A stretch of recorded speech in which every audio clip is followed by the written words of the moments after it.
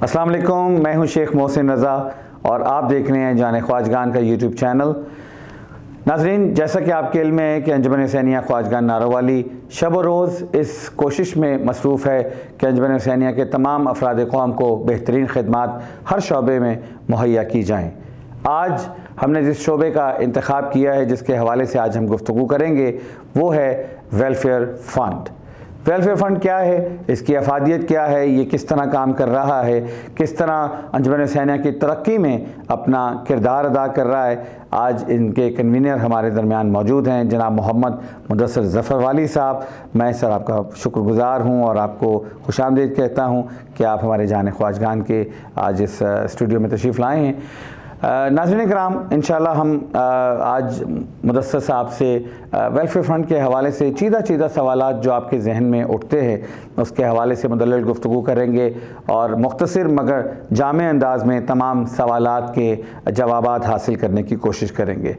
मुदस्सिर साहब अस्सलाम वालेकुम। मुदस्सिर साहब, वेलफेयर फ़ंड के हवाले से आपकी खिदमात यकीनन गुज़िश्ता कई दिहाइयों से जारी व सारी है और आप बहुत ही उम्दा अंदाज से अपने काम को सरअंजाम दे रहे हैं। मैं सिर्फ सबसे पहले सवाल के तौर पे आपसे यही पूछना चाहूँगा कि वेलफेयर फ़ंड है क्या, हम क्यों इस वेलफेयर फ़ंड को इकट्ठा कर रहे हैं, मिनहसुल कौम इसकी क्या अफादियत है? जी मोहसिन साहब, जैसा कि वेलफेयर फ़ंड के नाम से ही ज़ाहिर है, ख्वाजगान वेलफेयर फ़ंड ये एक फ़ंड है, ना कि ये कोई डोनेशन या चंदा। वेलफेयर फ़ंड हम सब प्रॉपरली इसको कब्रिस्तान के लिए इस्तेमाल करें और इस फंड से हम मैयत आने की सूरत में जो कफन, गुसल, कफन, एम्बुलेंस, ये सब चीज़ें जो ना, और कब्रिस्तान फरदौसिया में जो भी हमने वहाँ पे स्टाफ रखा हुआ है, वहाँ की मेंटेनेंस और बिजली के अखराजात, दूसरी हर चीज़ जो है, ये सब का सब जो है ना इसी वेलफेयर फ़ंड से अंजाम पजीर हो रहा है। इसके अलावा जब लोग मैयत दफनाने के बाद वापस मरकज़ में आते हैं तो उनको कोला बट्टा पेश किया जाता है, ये भी इसी वेलफेयर फ़ंड से दिया जाता है। माशाअल्लाह। तो इसके यही फंड जो है ये कब्रिस्तान की तरक्की के लिए भी इस्तेमाल किया जा रहा है। वहाँ पे जितने भी अब इस वक्त, जैसे कि फिरदौसिया कब्रिस्तान में अभी लास्ट पर जो ना ब्लॉक इस वक्त तैयारी के मराहल में है, तो वहाँ पे रास्ते बनाए जा रहे हैं ताकि लोग, अगर कोई व्हील चेयर पे आता है तो उसको प्रॉब्लम ना हो, उसकी मुश्किल के हल करने के लिए हमने वहाँ पे रास्तेदार बनाए हैं।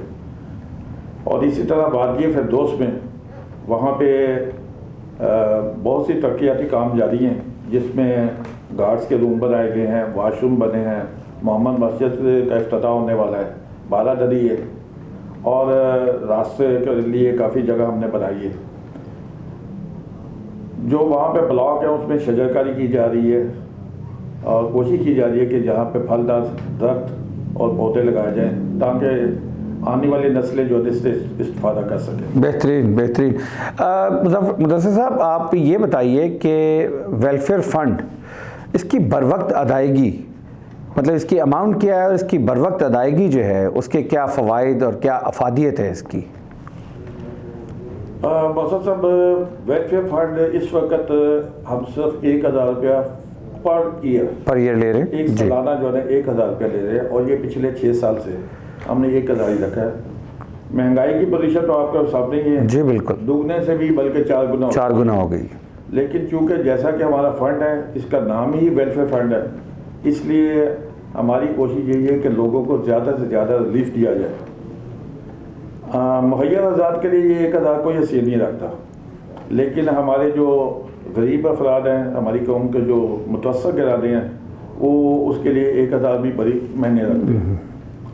तो इसलिए बहुत से लोगों ने हमें कहा कि भाई आपको इसको इंक्रीज़ करना चाहिए, इसमें इजाफा करना चाहिए, लेकिन मैंने अपनी कमेटी में यही जो ना दिन में रखा कि नहीं, हम चूँकि वेलफेयर कर रहे हैं लिहाजा इसको इसी तरह जारी सारी रहना चाहिए। बेहतरीन। तो हमने अभी भी एक साल का सिर्फ 1000 रुपया ले रहे हैं। 1000 रुपये।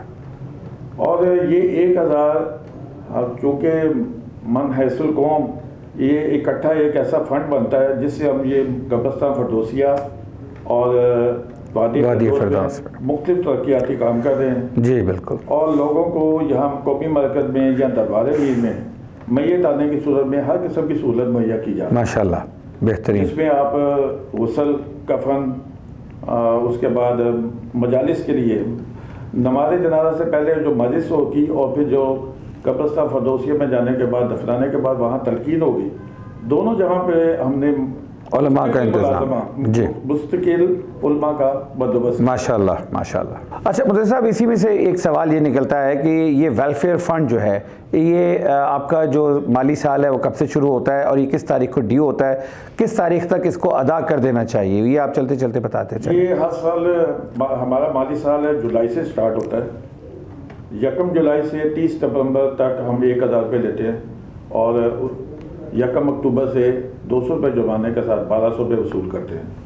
ये 200 रुपया सिर्फ और सिर्फ इस मकसद के लिए रखा गया ताकि लोग जल्द अज जल्द अपने इस फर्ज से सबकदोश हो सके। बिल्कुल ठीक है, क्योंकि जी ज़ाहिर वेलफेयर है जी। लेकिन इसमें भी हम लोग देखते हैं कि अगर कोई मुस्तहिक है, अगर कोई बंदा जो है जुर्माना अदा नहीं कर सकता तो उसको हम माफ़ कर देते हैं। ये नहीं कि हमने एक स्ट्रिक्ट होके कह देंगे हमने 1200 ही लेना है, ऐसा नहीं है जी। बिल्कुल मुदर्रिस साहब, इसी में से सवाल निकलता है कि क्या आज तक आपने किसी ऐसे हमारे कौम और बरादरी के किसी शख्स को ऐसे इनकार किया है कब्र देने से कि जिसका वेलफेयर फ़ंड पे ना हो?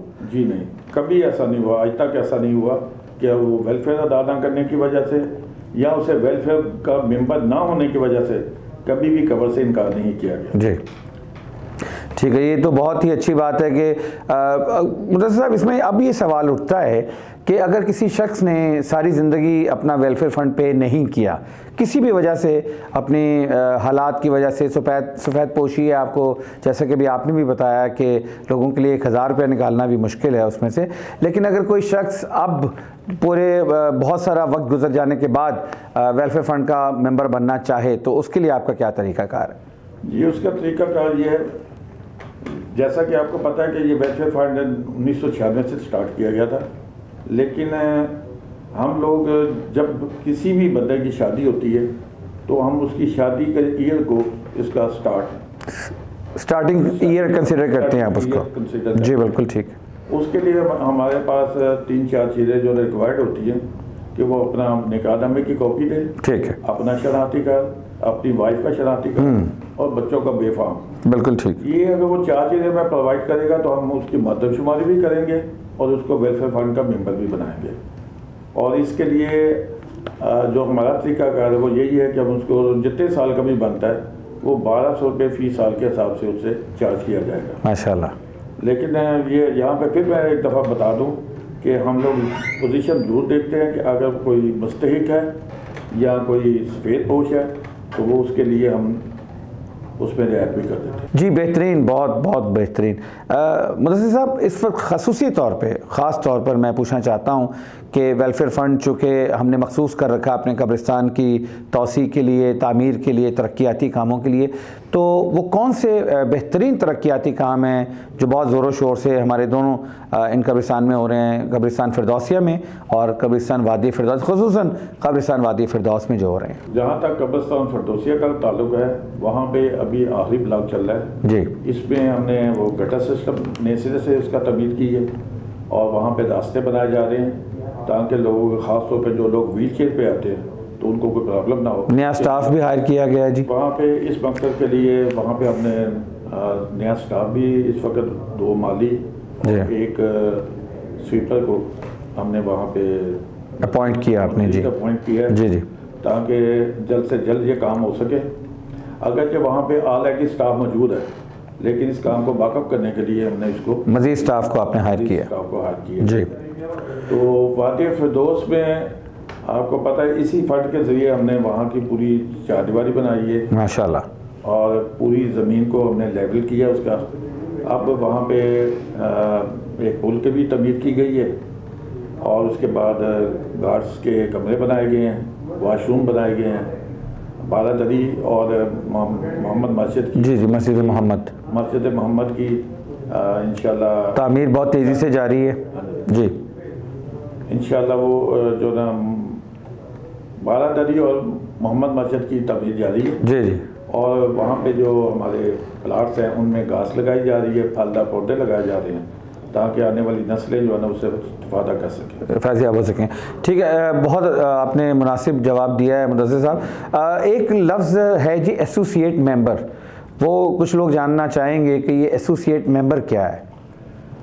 जी, एसोसिएट मेंबर हम उस फ़र्द को कहते हैं जो कि हमारी कौम की बच्ची होती है, बेटी हमारी जो ना कौम की, वो अगर गैर बरादरी में ब्याही जाए जी जी तो उसको हम एसोसिएट मेंबर का दर्जा देते हैं।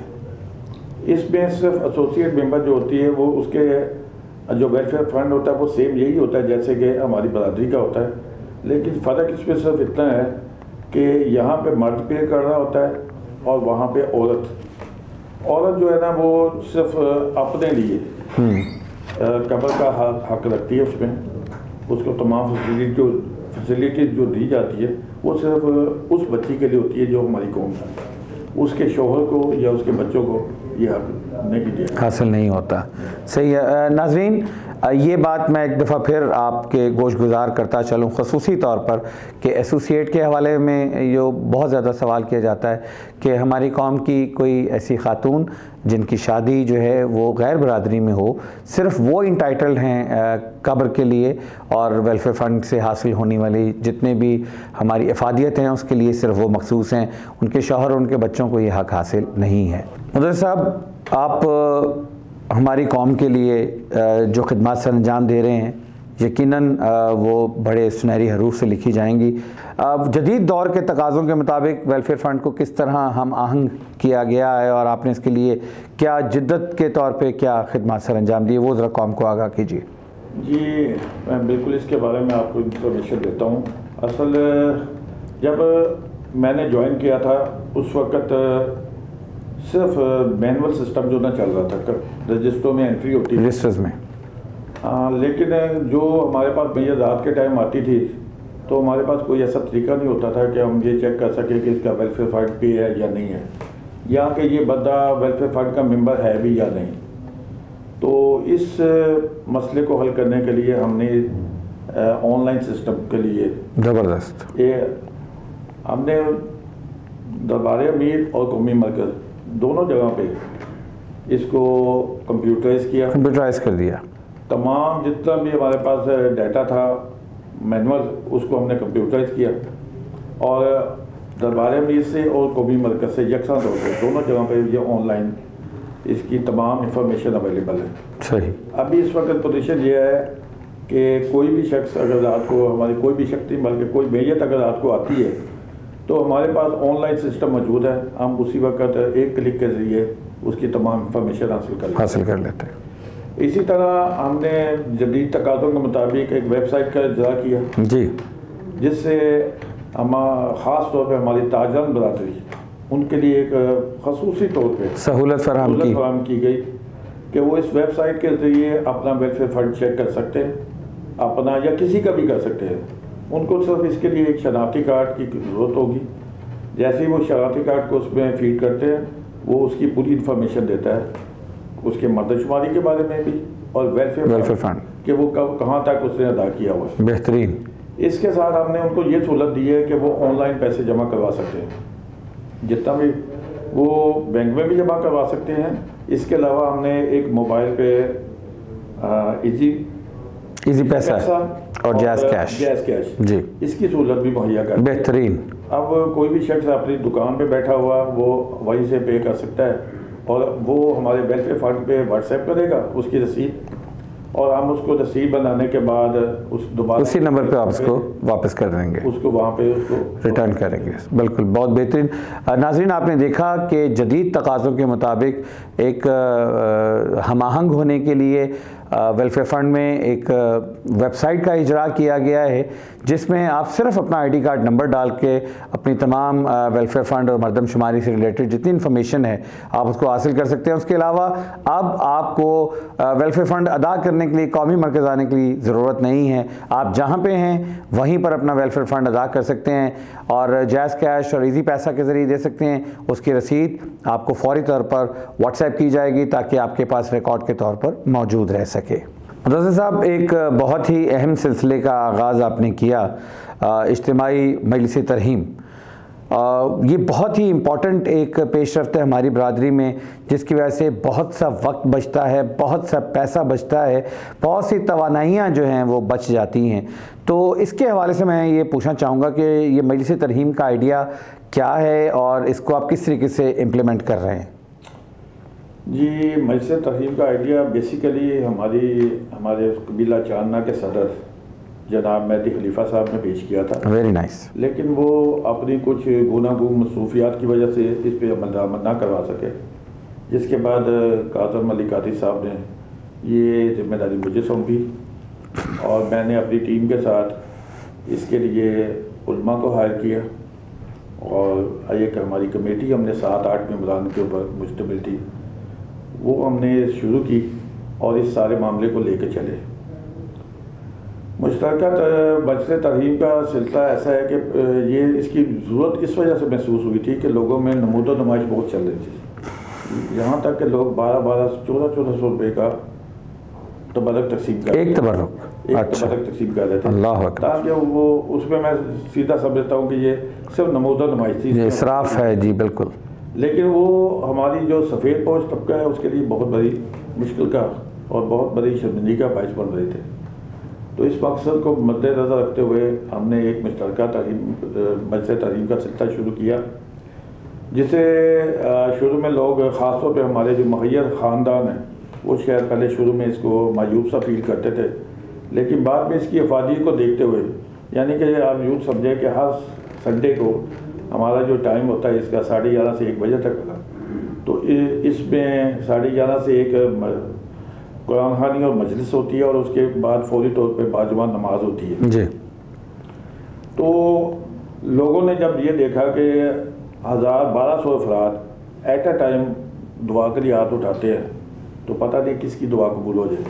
बिल्कुल। तो इस चीज़ को देखते हुए हमारे इस वक्त तमाम मुहैया ख़ानदान जो है ना वो इसमें शामिल हो चुके हैं। सुभान अल्लाह। और इस तरीके से ये भी है कि लोगों का जो ख़ानदान में, आपको जैसे पता है कि वो मशहूर है कि शेखों की दानी एक ही होती है। जी जी। तो एक बंदा जब एक जगह पे जाता था इस मजलिस के लिए या कुरान खानी के लिए, तो उसको एक जगह से फिर दूसरी जगह, फिर तीसरी जगह, फिर चौथी, वो पोजीशन ये होती थी कि जुमेरात वाले दिन उसका सारा दिन इसी में गुजर जाए। तो ये सिलसिला जब हमने शुरू किया था, अब यहाँ पे ऐसा है कि मुश्तरका होने की वजह से सब लोग एक ही जगह पे मौजूद होते हैं और अब फातिहा खानी भी जो एक ही मुश्तरका होती है, जगह जगह पे टोलियों में बैठ के फातिहा ये वाला मामला नहीं होता जी, अब मुश्तरका हो रही है। अल्हम्दुलिल्लाह अल्लाह पाक ने एक बड़ा अच्छा सिलसिला शुरू किया, बेहतरीन। जी बिल्कुल। और लोगों को इसको बहुत ज़्यादा प्लीज़ मिली है। मैं आपसे ये दरख्वास्त करूँगा कि कौम के नाम आप खसूसी तौर पर अगर कोई पैगाम देना चाहें तो कौम इस वक्त हमतन गोश है, आप इस वक्त कौम को डायरेक्ट अगर कोई पैगाम देना चाहें तो बिस्मिल्लाह। मेरा तमाम अफराद कौम से ये दरख्वास्त है कि तमाम शादीशुदा अफराद वो अपनी मर्दशुमारी भी करवाएँ और वैसे फंड के मेंबर बने, ताकि एक ज़िम्मेदार फ़र्द कौम होने का सबूत दे सकें।